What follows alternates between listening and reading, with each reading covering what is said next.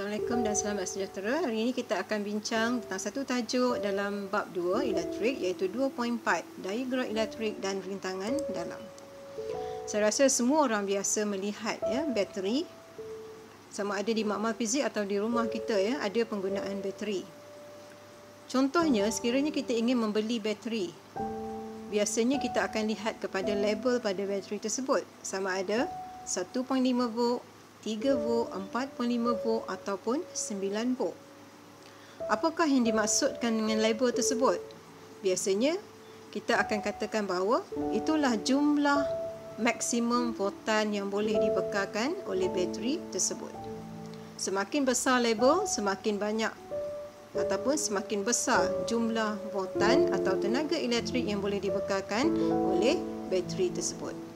Jadi ini adalah berkaitan dengan apa yang kita nak bincangkan hari ini, iaitu berkaitan dengan tajuk daya gerak elektrik DGE dan rintangan dalam.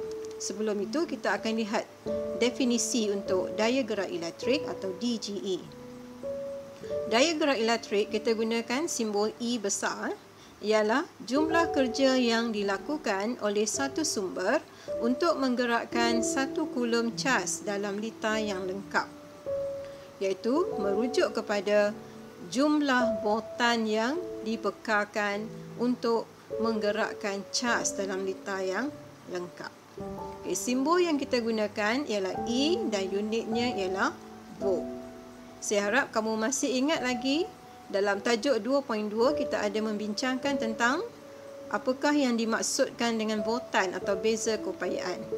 V iaitu bersamaan jumlah kerja dilakukan ataupun jumlah tenaga elektrik yang diperlukan per unit cas elektrik.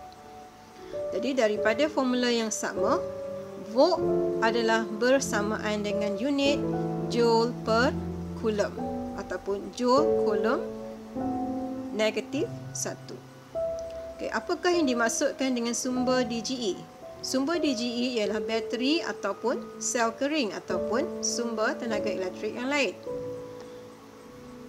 Jadi kalau kita ingat balik tadi, merujuk kepada label pada bateri, dia merujuk kepada DGE atau daya gerak elektrik bateri tersebut. Seterusnya, apakah dimaksudkan dengan rintangan dalam? R kecil. Di dalam sebuah bateri biasanya terdapat elektrod atau elektrolit. Elektrod atau elektrolit akan memberikan kesan rintangan terhadap arus yang mengalir. Oleh itu, kerja perlu dilakukan untuk mengatasi rintangan bateri.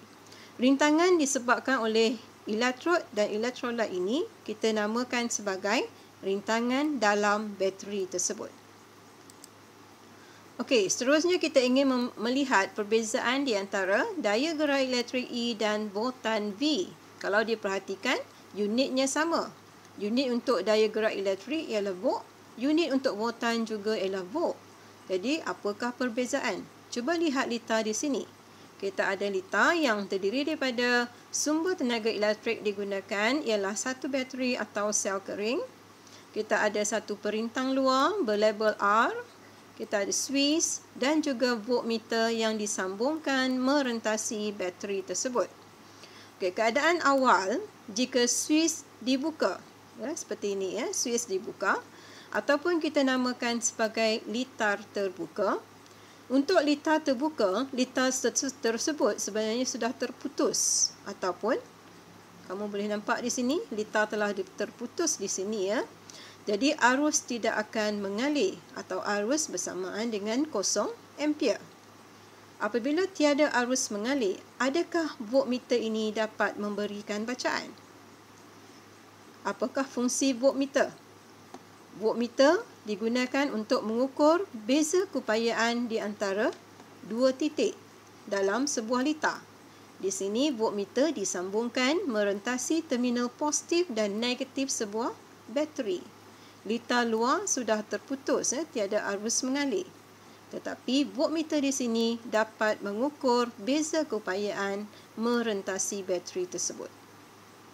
Jadi beza keupayaan merentasi bateri tersebut adalah juga disebutkan sebagai daya gerak elektrik bateri tersebut.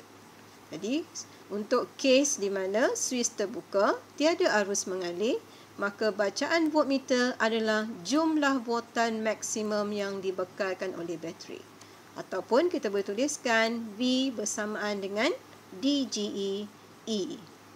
Okey, seterusnya sekiranya suis ini ditutup, apakah yang berlaku? Sekarang suis ditutup, litar telah lengkap. Apabila litar lengkap, arus akan mengalir dari positif ke negatif. Kita labelkan arus sebagai I. Okey. Jika suis ditutup, litar lengkap, arus mengalir. Sebelum ini kita dah bincangkan bahawa DGE ialah jumlah voltan maksimum yang boleh dibekalkan oleh sel kering tersebut. Jumlah voltan yang dibekalkan oleh sel kering tersebut akan disumbangkan untuk mengatasi rintangan perintang luar R besar dan juga untuk mengatasi rintangan dalam bateri. Ataupun kita boleh tuliskan sebagai DGE bersamaan dengan voltan merentasi perintang luar campurkan voltan merentasi rintangan dalam. Ataupun E bersamaan dengan V tambah I R kecil. Di mana V adalah bersamaan dengan I R besar. Iaitu voltan merentasi perintang luar. Okey, daripada sini kita ingin bandingkan bacaan voltmeter apabila suis telah ditutup. Daripada formula ini kita dapati V bersamaan dengan E tolak IR.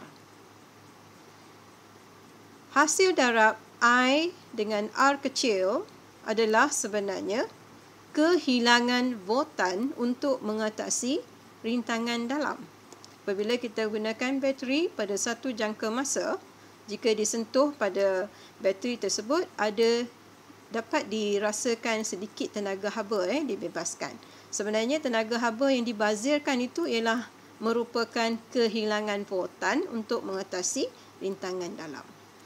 Jadi berdasarkan formula yang sama di sini apabila arus mengalir, nilai E tolak IR akan menyebabkan nilai V yang kita dapat adalah lebih kecil berbanding DGE.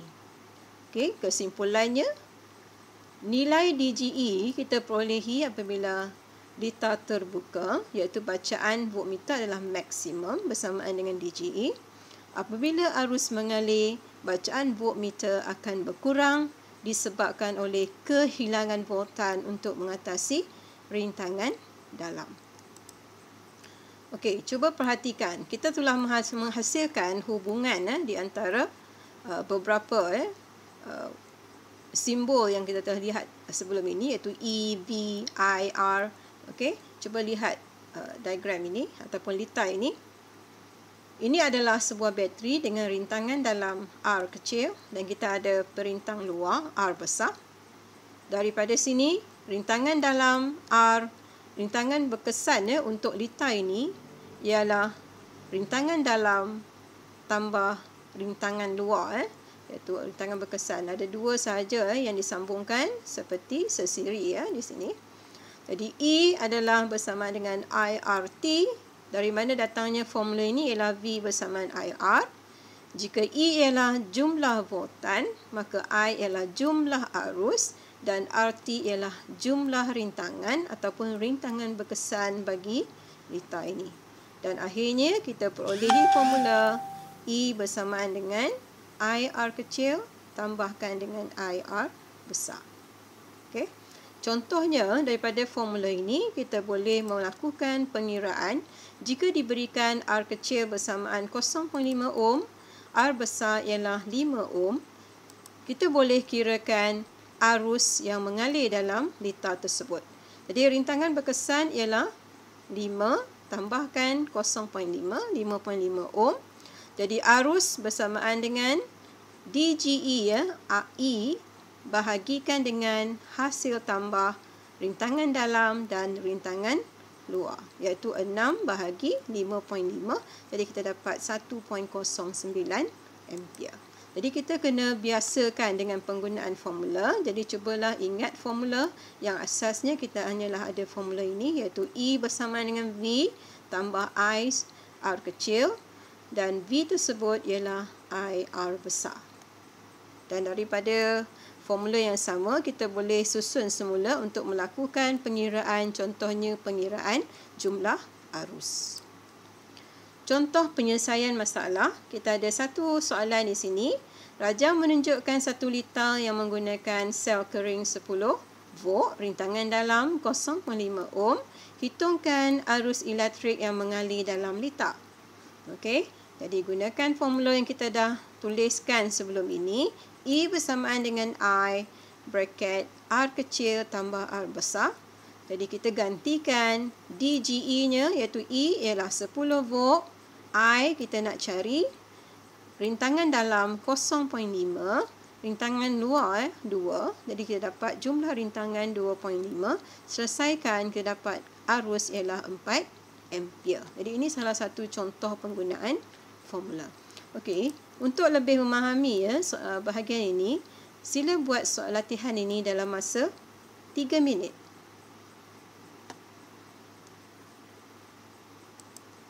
Okey, sekarang kamu boleh semak jawapan kamu, adakah betul ataupun tidak berdasarkan jawapan yang dipamerkan di sini. Okey, diberikan DGE ialah 20 volt, rintangan dalam 0.5 ohm. Nombor 1 soalan. Hitungkan arus elektrik yang mengalir dalam liter. Di sini terdapat 2 perintang luar. Apabila terdapat lebih daripada 1 perintang luar, kamu perlulah mengirakan rintangan berkesan untuk bahagian liter luar. Jadi rintangan berkesan untuk liter luar ialah 6 tambah 2, 8 ohm. Seterusnya kita ingin mengirakan arus, jadi gunakan formula DGE bahagikan dengan bracket R besar tambah R kecil. R besar di sini ialah rintangan berkesan untuk perintang luar, iaitu 8. Jadi kita akan dapat di sini I bersamaan dengan 20 bahagi 8 tambah 0.5. Jadi I bersamaan 20 bahagi 8.5. Jadi kita dapat arus ialah 2.35 ampere. Untuk soalan 2, beza keupayaan merentasi perintang 2 ohm, kita akan gunakan formula V bersamaan dengan IR.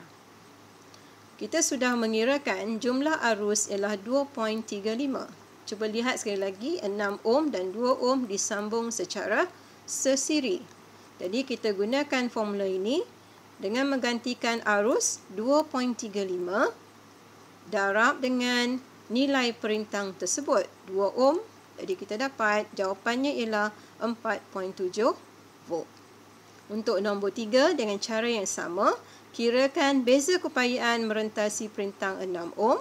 Jadi V bersamaan dengan IR bersamaan dengan jumlah arus 2.35 darabkan dengan nilai rintangan tersebut 6 bersamaan dengan 14.1 volt.